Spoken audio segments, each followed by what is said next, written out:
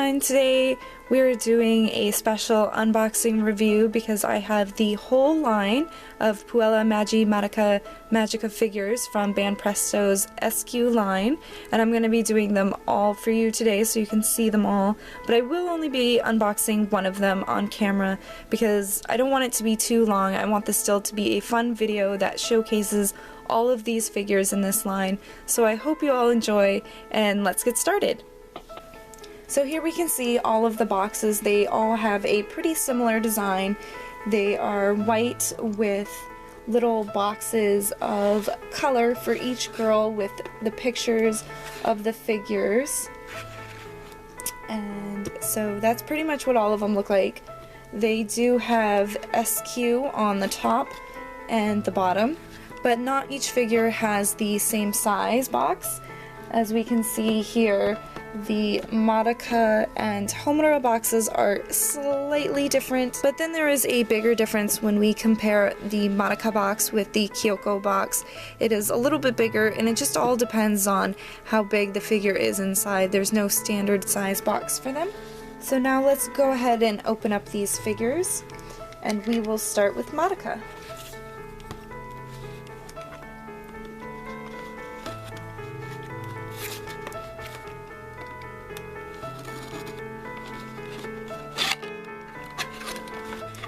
So all of them are protected with another layer of cardboard. It's nothing really too fancy, and there's no blister packaging.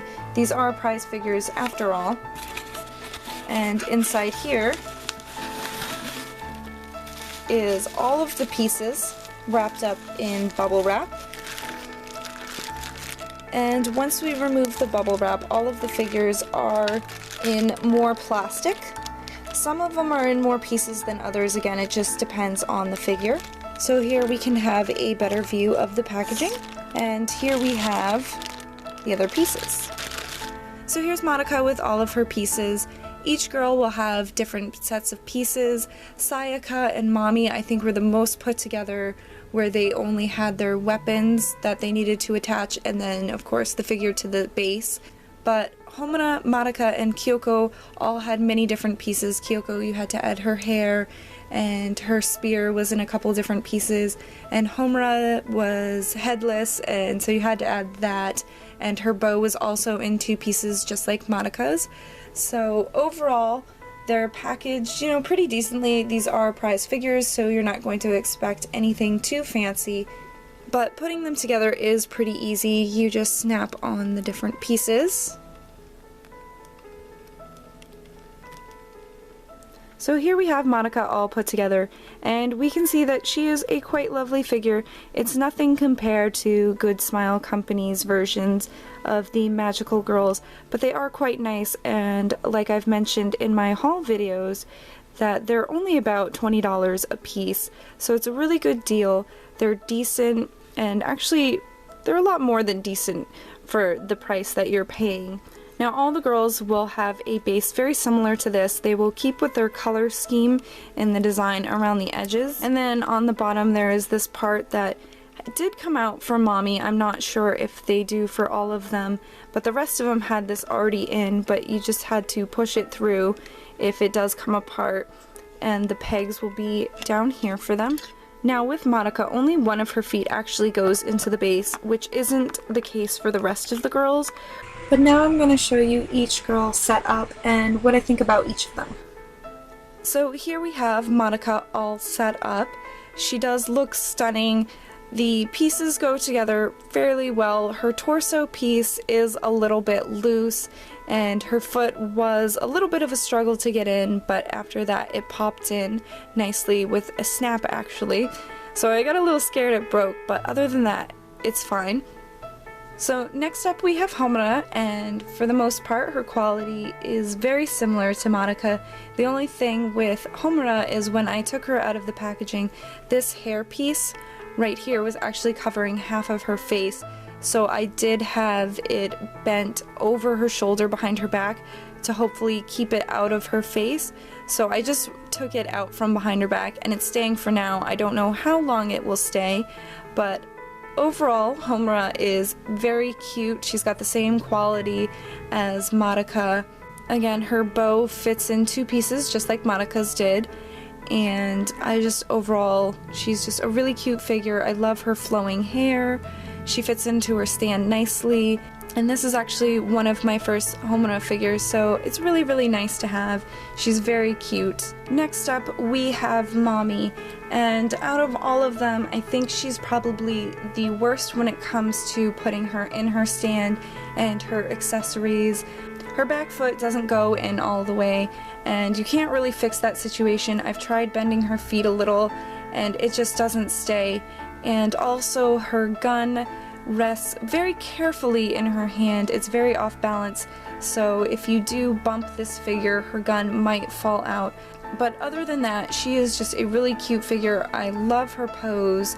Her skirt flows very beautifully, and she's just cute overall, and a figure that Dan definitely appreciates. Next up, we have Sayaka, and she was actually the first girl I opened and the first one where I noticed the little foot issue on her stand. I did have to bend it into place, but it wasn't very difficult, and she fits perfectly in now, so that's not really too much of a problem. So if you do get her or any of the other girls and have to move a foot, don't worry about it. It'll fit in nicely, all except for Mami in my case. Her sword fits nice and snug in her hand, and it's not going to fall out like I feel with Mami's. The only thing I really notice with Sayaka is that the seam line on the back of her cape is rather noticeable.